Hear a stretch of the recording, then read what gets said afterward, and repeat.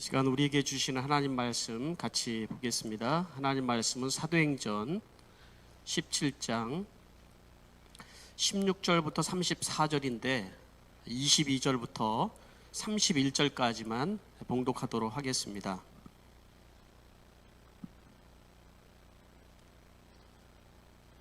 사도행전 17장 22절부터 31절까지 말씀 봉독하여 드리도록 하겠습니다. 바울이 아레오바고 법정 가운데 서서 이렇게 말하였다.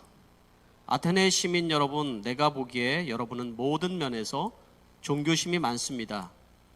내가 다니면서 여러분이 예배하는 대상을 살펴보는 가운데 알지 못하는 신에게라고 새긴 제단도 보았습니다. 그러므로 나는 여러분이 알지 못하고 예배하는 그 대상을 여러분에게 알려드리겠습니다.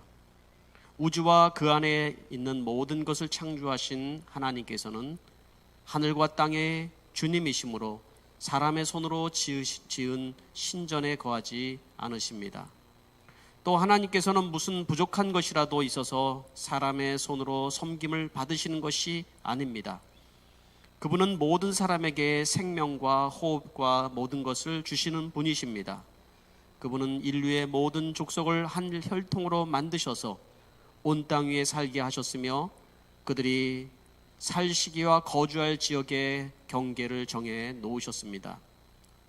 이렇게 하신 것은 사람으로 하여금 하나님을 찾게 하려는 것입니다.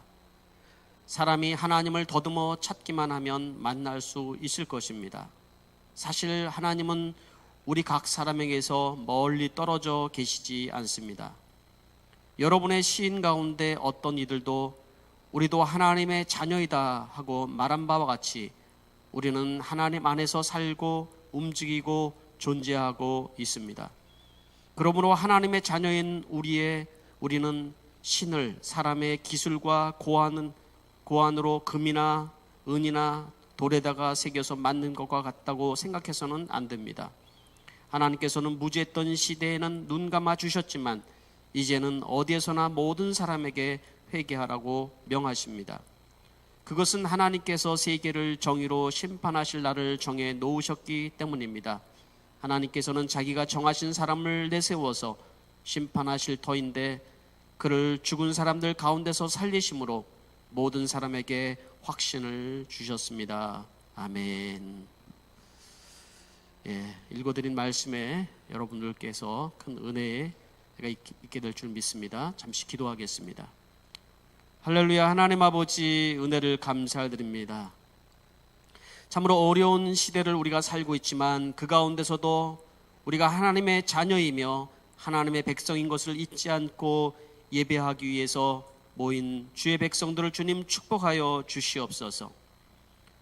내 영혼이 잘됨과 같이 범사가 잘되고 강건한 그 축복이 하나님 우리의 삶에 넘쳐나게 하여 주시옵소서. 이 시간에 하나님의 말씀을 듣습니다. 주의 성령이 이 시간에 운행하여 주시고 우리의 심령을 살피시사 하나님 옥토밭이 되게 하시며 그 말씀으로 힘을 얻고 회복되고 하나님의 은혜를 경험하게 하여 주시옵소서. 예수님의 이름으로 기도하옵나이다. 아멘. 할렐루야. 할렐루야. 우리의 온 마음과 힘을 다해서 아멘 할 수 있는 것, 그것이 뭐라고요? 신앙이라고 이렇게 여러분들에게 말씀드렸습니다. 언제 어디든지 우리는 하나님 앞에 아멘 할 수 있는 그런 신앙이 되시기를 바랍니다. 오늘 여러분과 함께 제가 나누고 싶은 것은 하나님을 아는 지성이라는 말씀을 가지고 사도행전 말씀을 이어가려고 합니다. 오늘 본문 말씀이 꽤 길기 때문에 제가 가운데만 읽었지만 설교는 전체 흐름을 관통하고 있다는 것을 먼저 말씀을 드리겠습니다. 지난주에 저는 영상을 통해서 크리스찬 시상을 받는 크리스찬들 중에 시상 받으면서 자기들의 소감을 얘기하는 이게 크리스찬들 시상식이 아니라 참 연예인들 또 가수들 뭐 이런 시상을 받는 사람들 중에 크리스찬들이 받는 모습만 이렇게 모아가지고 영상을 한 거를 제 아내가 이거 좀 뭐라고 해서 제가 보게 된 것을 본 적이 있습니다. 근데 참 인상 깊게 제 머릿속에 탁 이렇게 박힌 그런 장면이 있었는데, 아나운서가 딱 물어보는 거예요. 지금 이 시간에 굉장히 아주 그 감격스러운 시간인데 뭐가 제일 기억이 나세요? 라고 딱 물어보니까 뭐 0.1초도 가리지 않고 하나님이요 하는 분이 계셨어요. 아, 저분은 마음속에 하나님이 계시는구나 하는 생각이 들었거든요. 그리고 또 인상 깊게 본 거는, 제가 이름은 잘 몰라요. 제가 가수인데 되게 유명한 가수예요. 시상식에서 고백을 합니다. 이런 자리를 저는 오랫동안 꿈꾸어 왔습니다. 제가 어렸을 때부터 이런 자리를 꿈꾸어 왔는데, 제가 이런 자리에서 하고 싶은 말을 제가 오랫동안 꿈꾸어 왔습니다 라고 얘기를 하면서, 많은 사람들은 제가 크리스찬이라고 저를 때로는 비아냥거리기도 하고 야유를 보내기도 하지만, 저는 제가 이렇게 고백하는 것이 저는 좋습니다 이렇게 하면서 하나님의 말씀을 읊기 시작을 하는 거예요. 요한복음 1장 1절부터 3절까지 말씀에 이렇게 말씀하십니다. 태초에 말씀이 계시니라. 그 말씀이 곧 하나님이라. 만물이 그로 말미암아 창조되었는데 그로 말미암아 지음바 되지 않은 것이 하나도 없습니다. 하나님께 영광을 돌립니다. 이런 고백을 하는 거예요. 여러분들에게 이러한 자리에 서게 될 때, 영광스러운 자리, 어떻게 보면 인기를 먹고 살아가는 사람들에게서는 그런 표현들이 굉장히 마이너스가 될 수 있는 자리 아니겠습니까? 그런데 그 말이 참 저에게는 인상이 깊었던 게, 저는 어렸을 때부터 꿈꿔 왔습니다. 제가 유명해지는 것이 꿈꾸어지는 것이 아니라 하나님 앞에 이렇게 하나님의 이름을 영광스럽게 높이는 그런 꿈을 꾸었습니다 라는 그런 고백이 굉장히 마음에 와닿았습니다. 여러분, 우리의 신앙, 우리가 하나님 앞에 우리의 신앙을 어느 상황에서든지 고백할 수 있는 것은 하루아침에 되어지는 것은 아니라는 생각을 해보게 됩니다. 날마다 우리가 주님과 함께 동행하면서 주님과 함께 살아가는 그 기쁨이 있는 사람들이 할 수 있는 고백이라는 생각을 해보게 됩니다. 여러분들은 아침에 또 내지는 새벽에 일어나서 제일 먼저 하는 일이 뭘까요? 아마 요즘 시대는 핸드폰 시대가 되다 보니까는 제일 먼저 오늘 뉴스는 뭐가 있을까 하는 생각으로 뉴스를 아마 살펴볼 거라는 생각도 합니다. 카톡에는 무슨 새로운 소식이 나에게 들어왔을까 하고 또 새로운 소식을 찾아볼 겁니다. 또 주식을 하는 사람들이나 또 경제적인 것에 관심 있는 사람들은 얼마나 주식이 올랐을까, 이런 데 관심을 둘 거라는 생각을 해보게 됩니다. 세상에는 정말로 많은 정보들이 넘쳐나고, 사람들은 그 많은 정보와 뉴스 가운데서 기쁨이 넘치고 희망이 넘치는 것이 아니라 점점 우울해져 가는 것 같은 생각이 듭니다. 왜 그럴까요? 그 안에 생명이 없기 때문에 그런 거죠. 네. 저는 그리스도인들은 날마다 하나님의 말씀으로 시작해야 된다고 생각을 합니다. 하나님의 말씀, 그 말씀이 육신이 되어 우리 가운데 거하신다고 말씀했거든요. 그 말씀으로 여러분 날마다 힘을 얻는 여러분들이 되셔야 되는 것입니다. 오늘은 제가 여러분들의 사도행전에서 그리스의 아테네로 여러분들 모시고 가려고 합니다. 예, 아테네 아시죠? 예, 아테네는 철학과 지성의 도시라고 합니다. 바울은 베레아에서 이제 아테네를 향해서 걸어가게 되었습니다. 네, 머물게 되었습니다. 제일 먼저 혼자 가게 되었죠. 아테네는 어떤 도시냐면 1200년 동안 철학과 지성, 예술의 중심 도시라고 얘기를 하죠. 여러분들 아테네 하면 뭐가 떠오르세요? 올림픽 떠오르죠. 그렇죠? 그리고 또 뭐가 떠오르세요? 그 신전 앞에서 파르테논 신전 앞에서 하얀 옷을 입고 있는 사람들, 뭐 이런 모습 떠오르죠.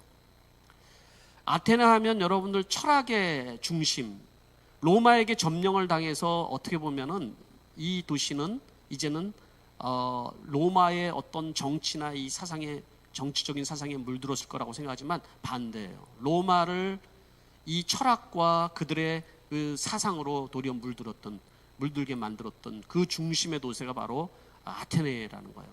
네. 이 아테네에서 유명한 사람들이 있는데 그게 바로 이 철학의 그 유명한 소크라테스가 거기서 나왔습니다.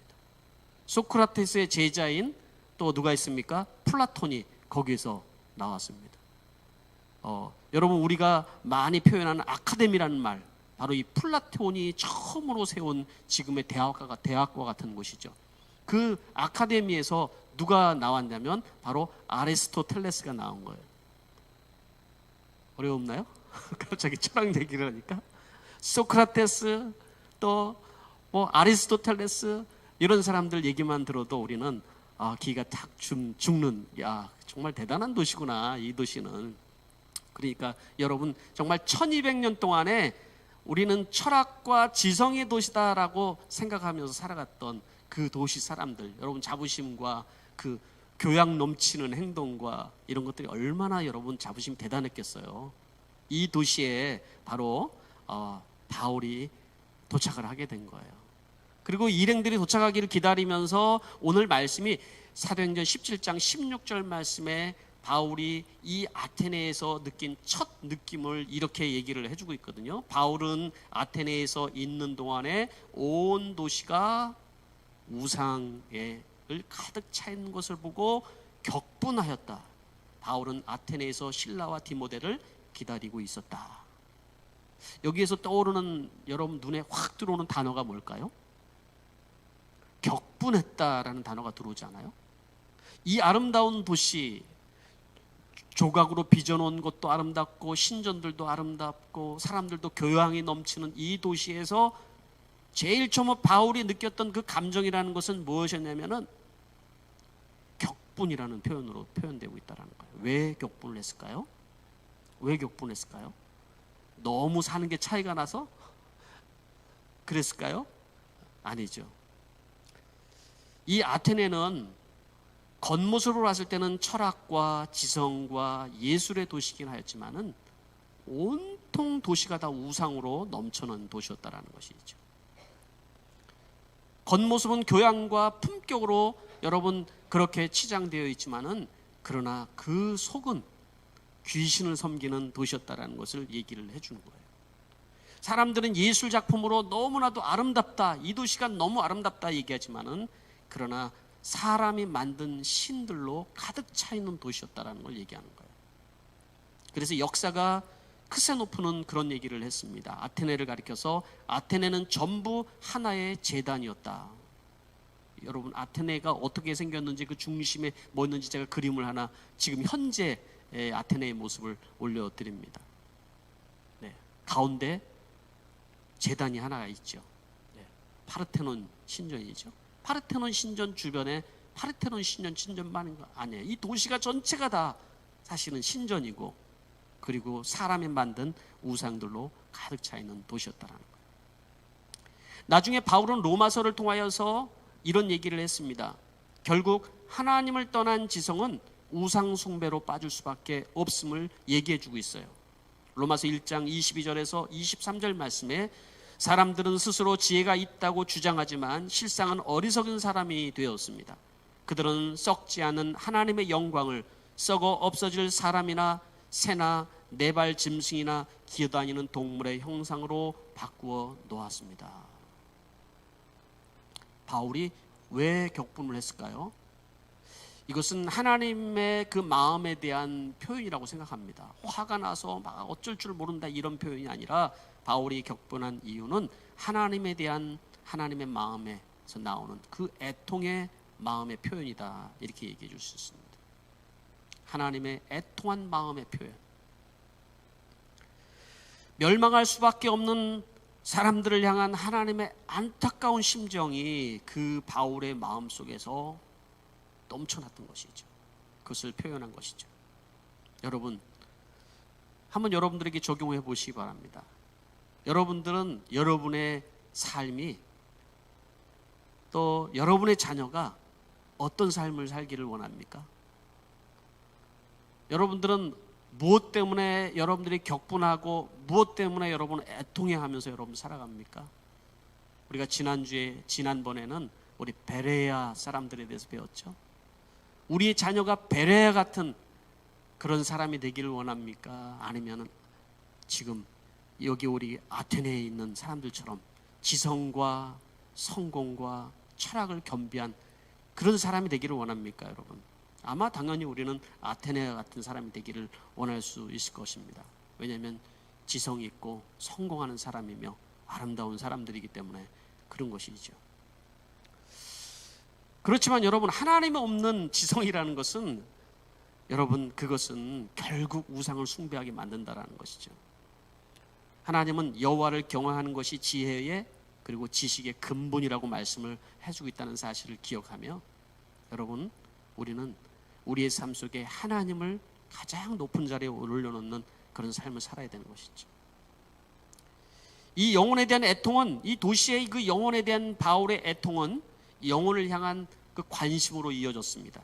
그래서 이 17절 말씀을 보니까는 광장에 있는 사람들과 토론을 했다, 이야기를 했다. 이 토론했다는 얘기는 뭐예요? 이 사람들은 모여가지고 같이 이렇게 얘기하고 자기의 그 철학을 말하고 자기의 그 사상을 얘기하는데, 바울은 그들에게 복음을 전했다는 얘기예요. 복음을 전했다. 그들에게 새로운, 처음 들어보는 복음의 메시지를 그들과 같이 이야기를 나눴습니다. 그랬더니 여러분, 이렇게 표현을 하고 있습니다. 18절 말씀에 몇몇 에피크로스 철학자와 스토아 철학자도 바울과 논쟁을 하였는데, 그 가운데 몇몇 사람이 이 말쟁이가 도대체 무슨 소리를 하려는가 하고 말하는가 하면, 또 몇몇 사람은 그가 외국신들을 선전한다 하는 것 같다 하고 말하기도 하였다. 그것은 바울이 예수를 전하고 부활을 전하기 때문이다. 예, 여기에 그 아테네에서 대표되는 두 그 철학자들이 있어요. 그 철학자들이 에피쿠로스, 오늘 너무 어려운 얘기들 많이 해요. 철학자, 에피쿠로스 철학자들. 또 스토아 철학자.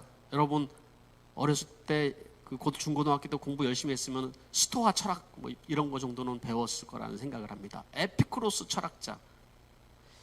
이 둘은 서로 반대되는 생각을 가지고 있지만은 바울을 향해서는 한 마음 돼서 바울을 공격을 했습니다.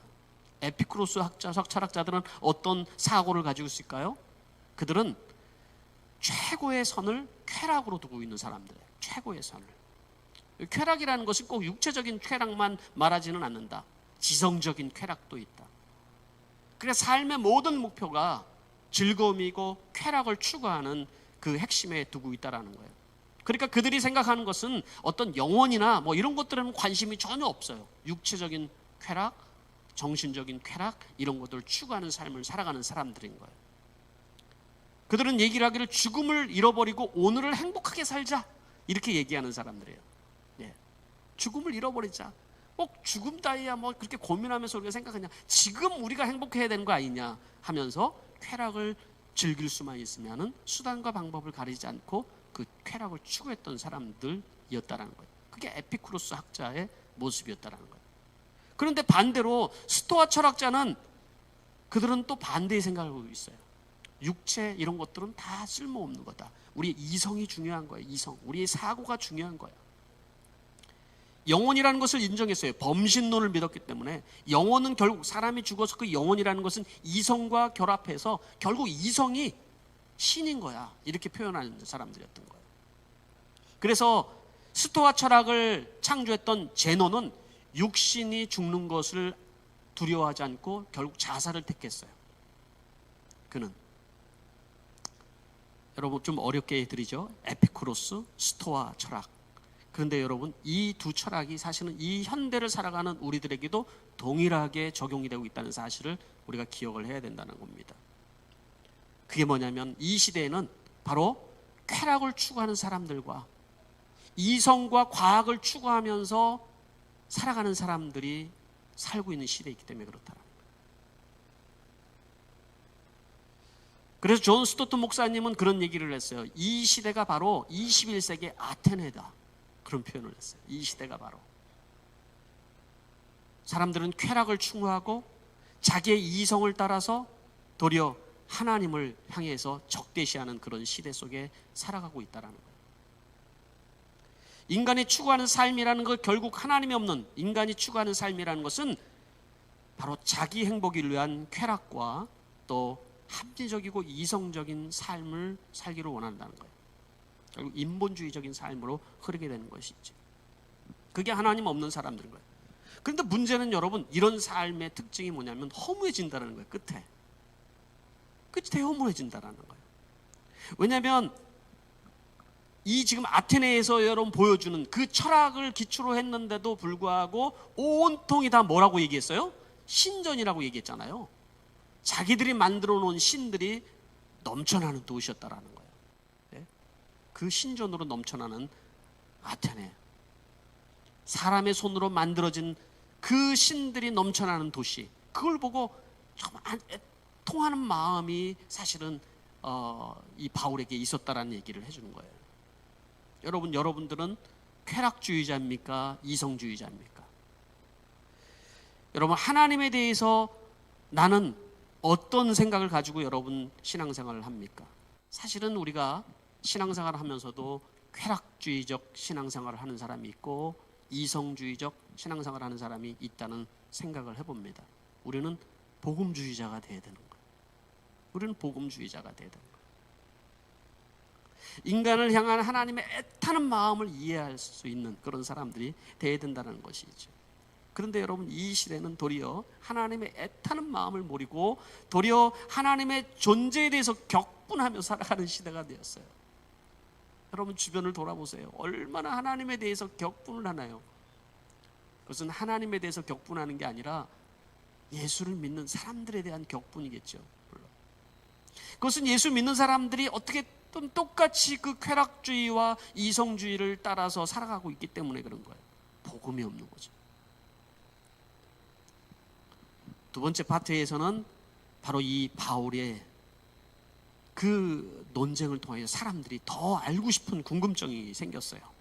그래서 아레오바고 법정에서 그가 말할 수 있는 기회를 얻게 되었어요. 19절 말씀을 제가 한번 읽어보도록 할게요. 19절 말씀엔 그들은 바울을 붙들어 아레오바고 법정으로 데려가서 당신이 말하는 이 새로운 교훈이 무엇인지 우리가 알 수 있겠어?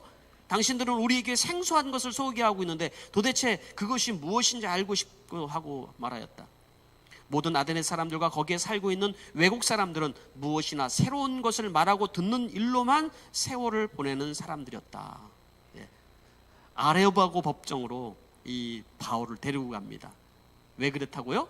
이들의 관심은 새로운 것에 관심이 있었던 거예요. 진리에 관심이 있는 것이 아니라 새로운 것, 지금 자기가 생각하는 이런 사고체제나 그런 어떤 것들, 이런 것들이 다 정말 지겨운 거예요.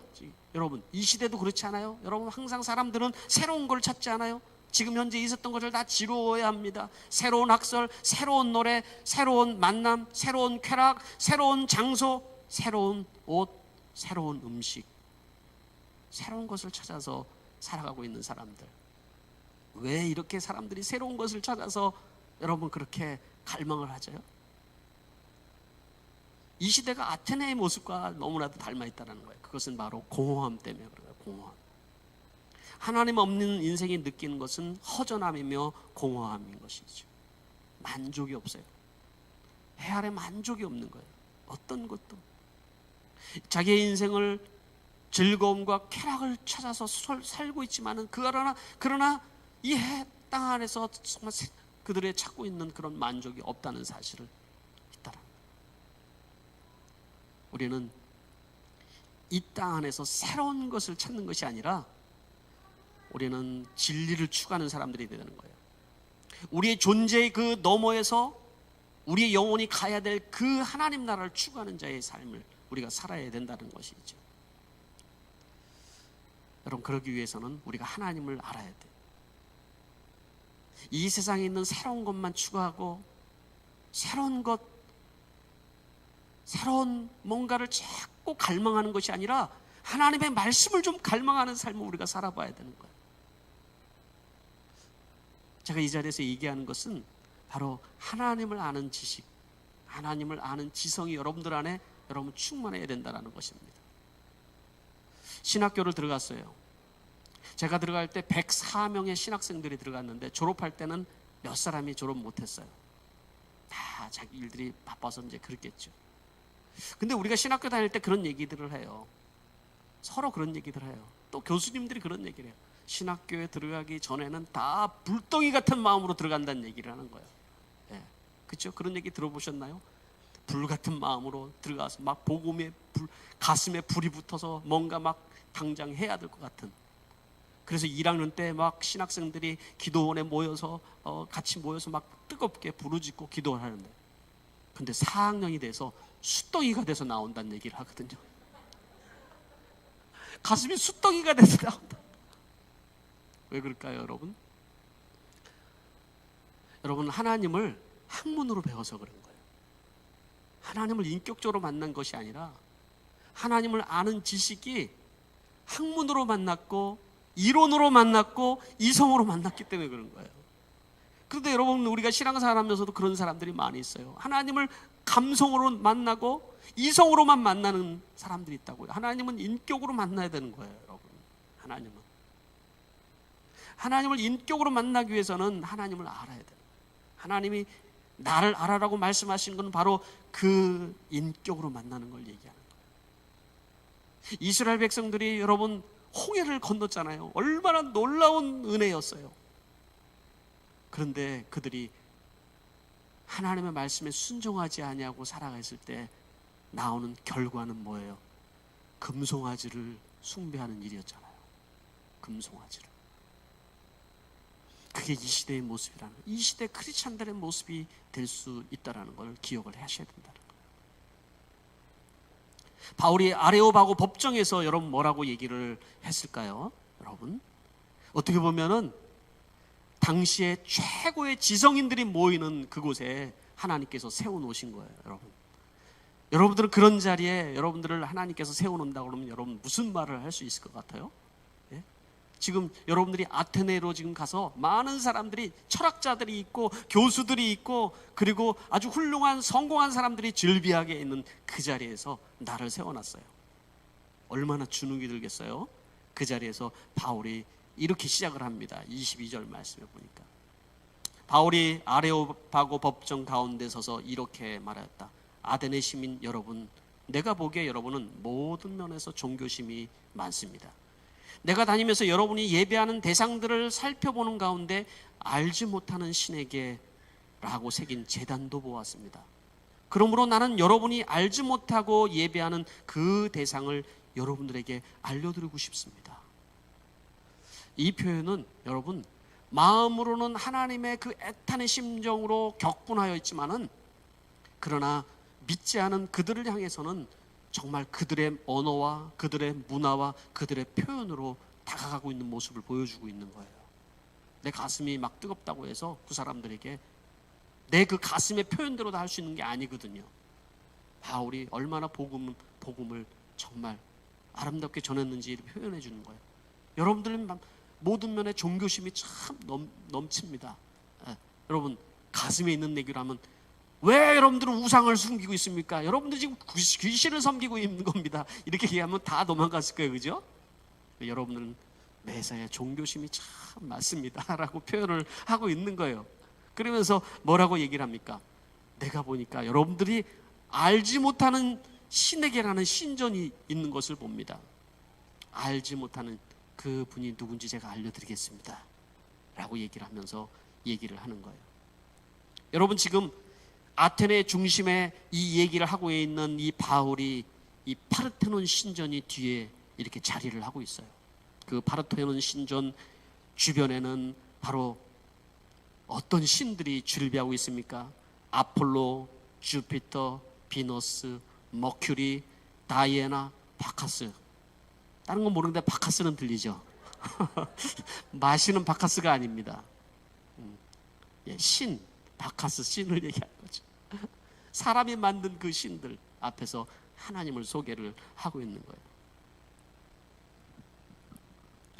바울이 어떻게 이 믿지 않은 사람들에게, 자기 지성으로 꽉 차 있는 사람들에게 하나님을 소개하는지 그 본문 말씀을 오늘 제가 여러분들에게 읽어드린 거거든요. 첫 번째, 바울은 이렇게 얘기합니다. 그분은 바로 천지를 창조하신 분이십니다. 24절 말씀, 29절 말씀인데 제가 다시 한번 읽어드릴게요. 우주와 그 안에 있는 모든 것을 창조하신 하나님께서는 하늘과 땅의 주님이시므로 사람의 손으로 지은 신전에 거하지 않습니다. 그러므로 하나님의 자녀인 우리는 29절입니다. 우리는 신을 사람의 기술과 고안으로 금이나 은이나 돌에다가 새겨서 만든 것과 같다고 생각해서는 안 됩니다. 하나님은 바로 신전에 거하는 분이 아니라 하나님은 이 천지 만물을 거하시는 분이십니다. 천지 만물을 만드신 분입니다. 두 번째 얘기를 하기를, 하나님은 모든 사람에게 생명을 주시는 분이십니다. 25절 말씀, 26절 말씀에 이렇게 얘기하죠. 또 하나님께서는 무슨 부족한 것이라도 있어서 사람의 손으로 섬김을 받으시는 것이 아닙니다. 그분은 모든 사람에게 생명과 호흡과 모든 것을 주시는 분입니다. 그분은 인류의 모든 족속을 한 혈통으로 만드셔서 온 땅 위에 살게 하셨으며 그들이 살 시기와 거주할 지역의 경계를 정해 놓으셨습니다. 하나님은 사람에게 생명을 주시고 호흡을 주시고 모든 것을 주신 분입니다 라고 얘기를 했어요. 그리고 경계를 만들어서 그 경계 안에 살아가도록 하였는데, 여러분, 사람들은 그 경계를 깨고, 하나님이 만들어 놓은 그 경계를 깨고 자기가 원하는 방식대로 자기가 원하는 삶을 찾아서 떠나간 것이 사람이란 얘기인 거죠. 그렇죠? 그 경계를 깨고 부부는 부부관계를 넘어서 외도의 관계로 경계를 넘어가고, 남녀의 관계를 깨고 역할을 질서에 깨고 넘어가고, 또 하나님이 만들어 놓은 그 하나님의 질서에 불순종하며 넘어가고, 그렇게 살아가고 있다는 것을 얘기를 해주고 있는 것입니다. 세 번째로 바울이 얘기한 것은, 하나님은 각 사람에게서 멀리 떨어져 계신 분이 아닙니다 라고 얘기를 했다. 우리는 그 안에 살고 움직이고 존재하고 있다는 거예요. 27절 말씀 읽어볼게요. 이렇게 하신 것은 사람으로 하여금 하나님을 찾게 하려는 것입니다. 사람이 하나님을 더듬어 찾기만 하면 만날 수 있을 것입니다. 사실 하나님은 우리 각 사람에게서 멀리 떨어져 계시지 않습니다. 여러분의 시인 가운데 어떤 이들도 우리도 하나님의 자녀이다 하고 말한 바와 같이 우리는 하나님 안에 살고 움직이고 존재하고 있습니다. 여러분, 이것은 이 시대를 살아가는 크리스찬들에게도 우리가 들려줘야 되는 말씀인 거죠. 하나님은 멀리 떨어져 계신 분이 아니라는 거예요. 우리는, 하나님은 나와는 거리가 멀리 저기 떨어져 계셔가지고 내가 예배할 때만 막 이렇게 달려오시고, 내가 기도할 때만 빨리 오셔가지고 응답해주고 가시고 하는 분으로 착각할 때가 있는데, 하나님은 그런 분이 아니라는 거죠. 하나님은 멀리 떨어져 계시는 분이 아니라 우리 안에 함께 거하시고, 우리는 하나님 안에 살고 움직이고 존재하는 존재라는 것을 얘기를 해주고 있는 거예요. 여러분, 이 말이 알아들어지시나요? 지성인들은 알아듣더라고요. 이 아테네 시민들은 다 알아듣을 줄 믿습니다. 우리 교인들은 다. 그러니까 그 얘기는 우리는 전적으로 하나님을 의존하며 살아가야 되는 존재라는 거예요. 마지막으로 바울은 뭐라고 얘기를 하냐면, 하나님은 우리에게 믿을 만한 증거를 주셨습니다. 그냥 믿으라고 얘기한 것이 아니라 믿을 만한 증거를 주셨습니다. 탁월한, 여러분, 설교 아니에요? 믿지 않은 사람들을 향한 탁월한 설교 아니에요? 30절, 바로 31절 말씀에 이렇게 얘기하는 거예요. 하나님께서는 무지하던 시대는 눈 감아 주셨지만 이제는 어디에서나 모든 사람들에게 회개하라고 명하십니다. 그것은 하나님께서 세계를 정의로 심판하실 날을 정해 놓으셨기 때문입니다. 하나님께서는 자기가 정하신 사람을 내세워서 심판하실 터인데, 그를 죽은 사람들 가운데서 살리심으로 모든 사람에게 확신을 주셨습니다. 죽은 사람 가운데 살리신 예수 그리스도를 증거한 거예요. 그분을 통해서 모든 사람들에게 믿을 만한 증거를 주셨습니다. 새번역 성경은 확신이라고 되어 있지만 개역 성경에는 믿을 만한 증거를 주셨습니다 이렇게 표현을 해주고 있는 거예요. 하나님은 심판할 날을 정하시고 모든 사람으로 인하여서 믿을 수 있도록 믿을 만한 증거를 우리에게 주셨습니다. 그것이 바로 예수님이 이 땅에 오셔서 부활하신 것이 바로 증거가 됩니다 라고 그들에게 전했다는 얘기예요. 이 말씀을 듣고 어떤 반응이 있었을까요, 여러분? 아테네 지성인들은 참 이 말들을 받아들이기 어려웠다고 얘기를 해요. 바울은 아테네에서 오래 머물지 않고 이제 떠나가게 되죠. 그렇지만 그 안에서 예수 믿은 사람이 등장을 하고 있어요. 계속 읽다 보면 나오고 있습니다. 여러분, 우리가 이 땅에 살아가면서 우리는 바울과 같이 언제든지 예수 그리스도를, 하나님을 고백하고 증거하는 그런 삶을 살아가는 하나님의 자녀이고 하나님의 백성이라는 것을 여러분 기억을 하고 있어야 되는 거예요. 여러분, 하나님을 대해서 얼마나 알고 계십니까? 제임스 베커는 그렇게 얘기를 했어요. 하나님을 아는 지식이라는 위대한 책에서 그가 얘기하는, 하나님을 아는 것은 내가 들어서 아는 것과 하나님을 만나서 아는 것이 다른 것입니다 라고 얘기를 했어요. 하나님을 알라고 얘기를 하는 거죠. 호세아 선지자는 이스라엘 백성들을 향해서 그의 마음을 전했어요. 뭐라고 그랬습니까? 내 백성이 나를 알지 못해서 망하는도다. 하나님의 마음을 전했어요. 내 백성이 하나님을 아는 지식이 없어 망하는도다. 이렇게 얘기를 했다고요. 그리고 얘기합니다. 너희들은 세상을 사랑하는 음란한 생각이 가득 차서 하나님을 알지 못하고 있다. 에브라임아, 내가 너에게 어떻게 하면 좋겠느냐? 나를 사랑하는 너의 마음이 아침 안개 같고 덧없이 사라지는 이슬 같구나. 이제 돌아가자. 주님께 돌아가자. 주님이 우리를 찢으셨으나 우리를 다시 싸매어 주실 것이고 우리를 다시 살려주실 것이다. 그러면 우리가 하나님을 알자, 힘써 하나님을 알자, 이렇게 호세아 선지자가 외쳤다는 얘기예요. 여러분, 우리는 하나님을 여러분 인격적으로 만난다는 거예요. 만나야 된다는 거예요. 하나님을 만나면 사람들에게는 특징이 있어요. 하나님을 향한 열정이 우리 안에서 일어난다는 거예요. 어떤 상황에도 타협할 수 없는 그 하나님을 향한 뜨거운 마음이 우리 안에 있다는 거예요. 여러분, 바울이 그래서 그런 고백을 한 거예요. 이 가슴에 하나님의 그 안타까움을 품었던 바울의 자기를 향한 고백은, 내 주 예수 그리스도를 아는 지식이 가장 고상함으로 그 모든 것을 나는 오물로 여깁니다. 개역성경에는 배설물로 여깁니다. 저는 이 말씀을 묵상하면서 배설물 고백이라고 표현을 했습니다. 이 땅에 내가 알고 있던 바울이 얼마나 지성인이었습니까, 여러분? 많은 것을 알고 있었어요. 당대의 최고의 지성인이었어요. 그가 고백을 하기를, 내가 알고 있는 모든 것을 다 그리스도를 아는 것과 비교했을 때는 배설물과 같이 여깁니다. 고백을 했어요. 한국의 최고의 지성이었던 이효령 씨가 딸의 죽음 앞에서 그가 고백한 것은 나의 지성. 그가 책을 썼죠. 지성에서 영성으로.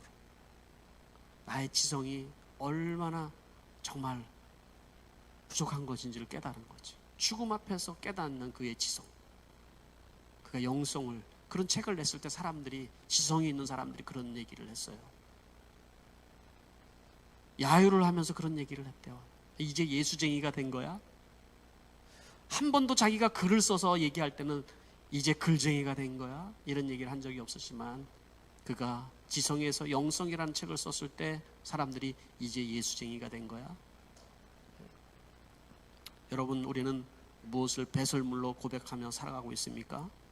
세상에 온통 많은 지식들과 또 경험들과 뉴스들과 새로운 많은 것들을 여러분 우리가 추구하며 살아가는 이 시대 속에서, 그 속에서 우리는 예수 그리스도가, 내가 예수 그리스도를 아는 그 지식이 가장 고귀한 것으로 여깁니다라는 고백이 여러분들 안에 있어 주시게 되기를 축복합니다. 기도하겠습니다. 여러분, 하나님을 아는 것은 예배로 연결이 됩니다. 내가 하나님을 아는 만큼 하나님을 최고의 가치로 우리는 예배할 수 있기 때문에 그렇습니다. 그러나 하나님을 모르면 우리는 우상을 예배하게 됩니다.